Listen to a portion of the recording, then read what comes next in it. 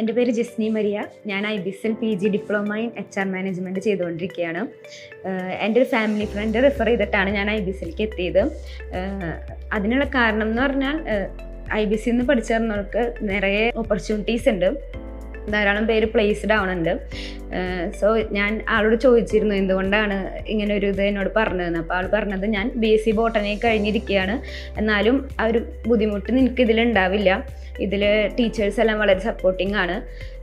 ഇവിടെ എത്തിയതിന് ശേഷം എനിക്ക് ഗ്യാപ്പ് ഉണ്ടായിരുന്നതിൻ്റെ ഒരു പേടി ഉണ്ടായിരുന്നു, പക്ഷേ ടീച്ചേഴ്സ് അതുപോലെ തന്നെ ഫ്രണ്ട്സ് എല്ലാം ഒത്തിരി സപ്പോർട്ടുള്ളതുകൊണ്ട് എനിക്കിപ്പോൾ ആ പ്രശ്നങ്ങളൊന്നും ഇല്ല.